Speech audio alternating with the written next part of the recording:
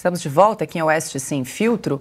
O advogado de um dos réus pelos atos do 8 de janeiro recusou o acordo de não persecução penal da Procuradoria-Geral da República de um de seus clientes. Na petição, o advogado Ezequiel Silveira chama o acordo de irrazoável, imponderado, punitivista e incompatível com os princípios da Justiça Nacional. E para entender as razões de todos esses apontamentos, agora nós vamos conversar ao vivo com o advogado, porque é hora de entrevista aqui em Oeste Sem Filtro.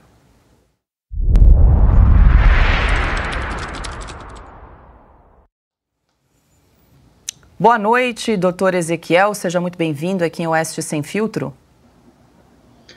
Boa noite, Paula. Boa noite, Augusto, Silvio, Ana, Piotr e a toda a audiência da Revista Oeste. Agradeço o convite desse meio de comunicação que é um dos poucos que tem dado a seriedade que esse caso do 8 de janeiro merece. Então, nós agradecemos o convite.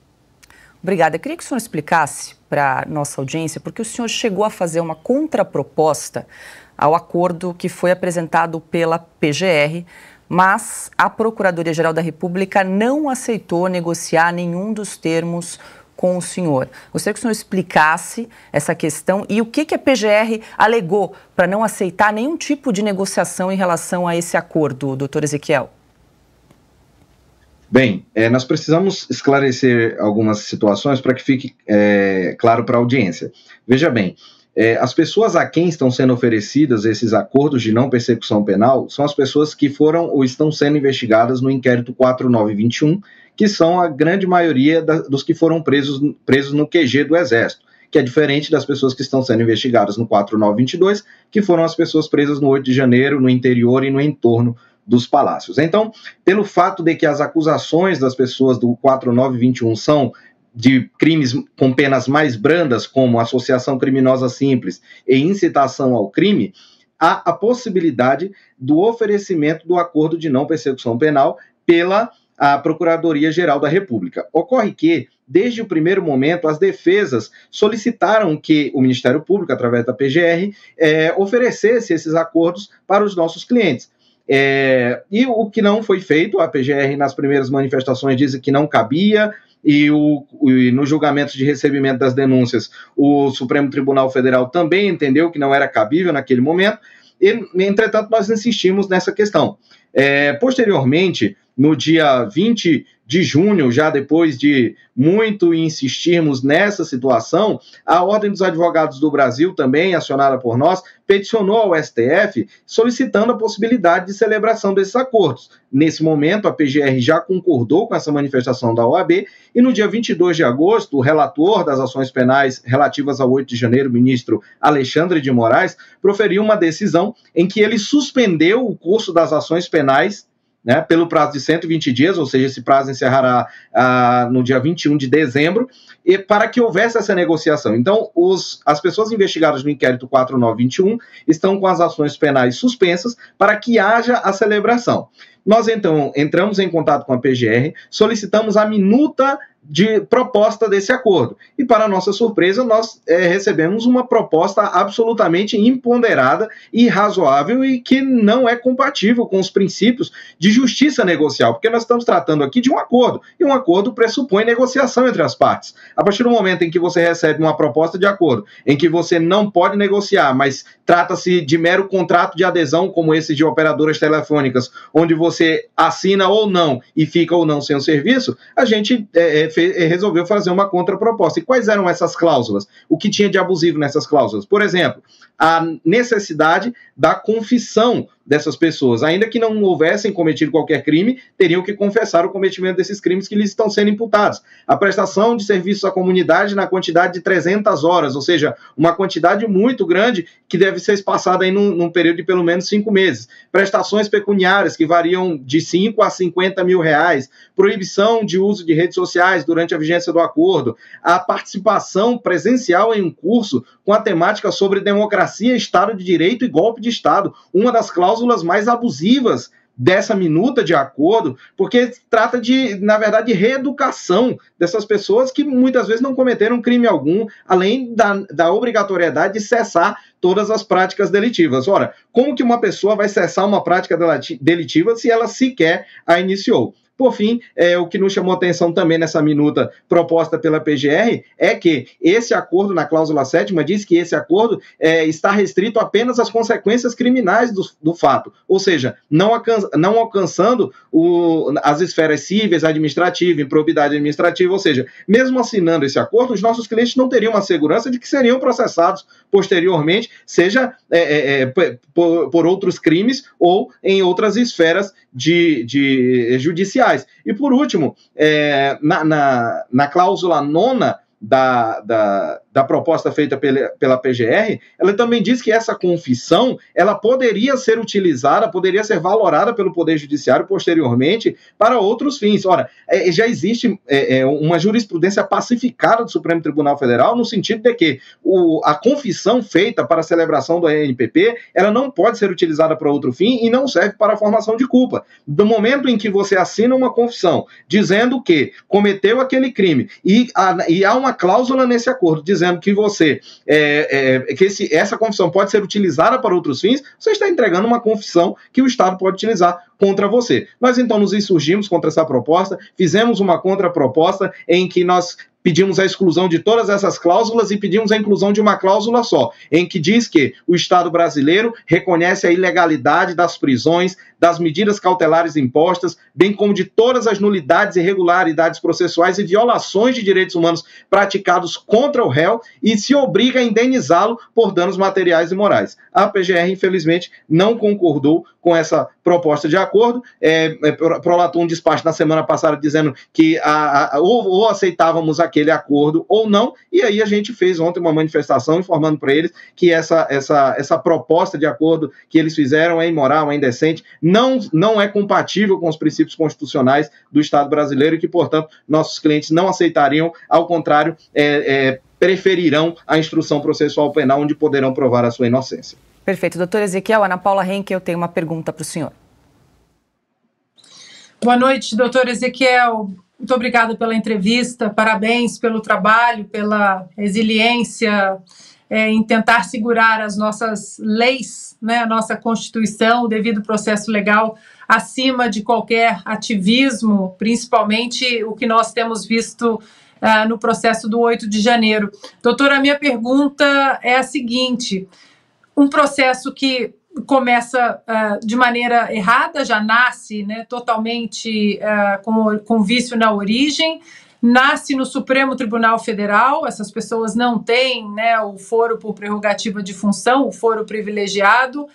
E aí, doutor, a semana passada comentávamos aqui sobre um erro preocupante do ministro Alexandre de Moraes em um desses processos, e sabe-se lá quantos erros estão nesses processos e nós não temos ou teremos acesso. A quem recorrer, doutor, se já estamos na Suprema Corte do Brasil diante de tantos erros? Há alguma corte internacional ou simplesmente aguardar que algum ministro do Supremo ele tenha a benevolência de respeitar o devido processo legal? Boa noite, Ana. Obrigado pela pergunta. Esses processos, eles são nulos, certo? E no devido momento, eles serão anulados. O que nós precisamos fazer é insistir e continuar divulgando essas ilegalidades.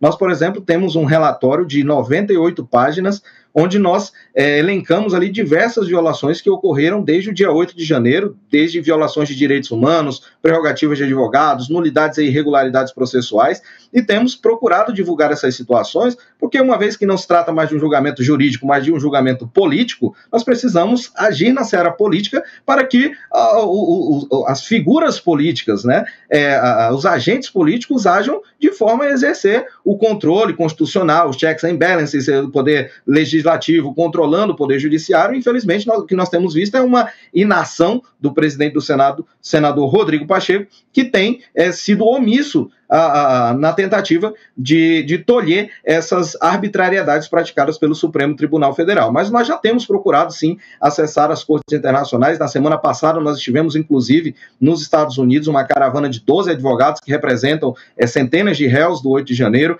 Fomos na Organização dos Estados Americanos, protocolamos centenas de denúncias na Corte, na Comissão Interamericana de Direitos Humanos, e fomos lá pessoalmente entregar um ofício solicitando agilidade nos julgamentos dessas causas, pedindo que o Brasil seja condenado a cessar essas violações de direitos humanos o mais rápido possível, que as pessoas que estão presas possam ser liberadas e voltar para suas casas e responder aos processos em liberdade, que é a regra no direito penal brasileiro. Solicitamos também que as pessoas que estão com medidas cautelares diversas da prisão, como o uso de tornozeleira eletrônica, que tem ferido a dignidade dessas pessoas quando não as permite, por exemplo, trabalhar. Então, assim, são diversas irregularidades e a gente tem procurado denunciar isso nos mais diversos órgãos, e agradecemos a vocês que têm dado voz a essas situações. O Piotr, semana passada, falou da sustentação oral que fizemos lá na frente do Supremo Tribunal Federal, porque nos foi cerceado o direito de defesa. Quando o advogado não pode ir perante a corte que vai julgar o seu cliente, realizar a defesa do seu cliente, isso é absolutamente, absoluto cerceamento de defesa, e nós não vamos nos calar, não vamos nos intimidar e vamos continuar denunciando o que tem acontecido no Brasil, porque essas nulidades terão que ser reconhecidas, se não agora, mas posteriormente. Nós estamos conversando com o advogado Ezequiel Silveira, ele que representa alguns réus envolvidos nos atos do 8 de janeiro. Nosso tempo está se esgotando, mas ainda dá tempo para uma última pergunta. Adalberto Piotr.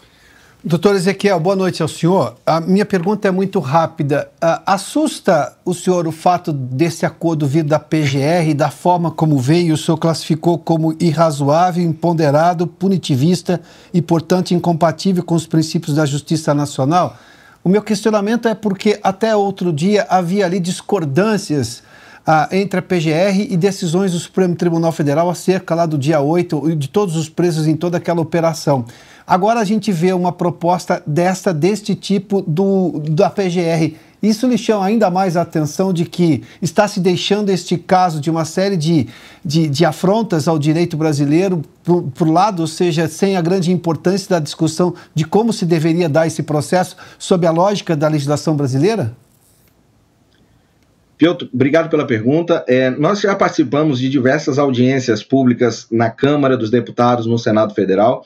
Em uma delas, na Câmara dos Deputados, eu fiz um discurso no sentido de que, para que você destrua o Estado de Direito, para que você implante uma ditadura, uma tirania, seja de qual poder seja, você não é possível fazer isso com apenas um agente. Você precisa do conluio, da omissão ou da participação de outros agentes. Então, o que nós temos visto hoje é um Estado brasileiro que está sendo governado arbitrariamente pelo Poder Judiciário e com a conivência de diversos outros órgãos. PGR, OAB, parlamentares, né, a Casa Legislativa, Governo Federal. Então, assim, nós acionamos todos esses órgãos, temos protocolos em todos esses órgãos das violações que foram cometidas por eles, e a grande maioria nós não obtivemos resposta. Então, o que acontece? Nos últimos dias, nós vimos um movimento da PGR, da OAB, de se insurgir sobre essas arbitrariedades do Supremo. Entretanto, eles deram corda para que o Supremo Tribunal Federal chegasse nesse nível. Então, quando você observa uma investigação que foi feita e a PGR não vê justa causa para o oferecimento da denúncia para a instauração da ação penal, manda para o Supremo Tribunal Federal arquivar o caso, e o ministro Alexandre de Moraes manda devolver o processo para a PGR, diz que aquela pessoa cometeu o crime e a PGR tem que investigar, você viu que acabou o Estado de Direito. Você não tem mais um devido processo legal. Então, a gente precisa chamar a responsabilidade desses atores. A PGR, durante meses, vem convalidando e trabalhando juntamente com o Supremo Tribunal Federal. Ora, as denúncias que a PGR apresentou contra essas pessoas nada mais são do que copia e cola de um tweet do ministro Alexandre de Moraes no dia 8 de janeiro, em que ele fala que as pessoas, os responsáveis, serão punidos exemplarmente, os executores, os financiadores, os agentes públicos e os incitadores. Aí, 8 dias depois, a PGR oferece denúncia com a exata divisão didática proposta pelo relator, separando entre executores, financiadores, executores e agentes públicos. Se isso não é orientação ostentação de um poder sobre o outro, eu não sei mais o que é. Então, hoje, essas instituições tentam se insurgir contra uma autoridade, um arbítrio que eles ajudaram a criar. Então, a gente fica muito triste em relação a isso, mas denunciamos para que isso pare de ocorrer e que essas instituições retomem o seu papel dentro da República Brasileira. Nós conversamos com o advogado Ezequiel Silveira, ele que representa alguns réus envolvidos nos atos do 8 de janeiro. Doutor Ezequiel, muito obrigada pela entrevista. Uma ótima noite para o senhor. Eu que agradeço. Muito obrigado. Bom, e agora nós vamos para um rápido intervalo. Voltamos já já, não saia daí.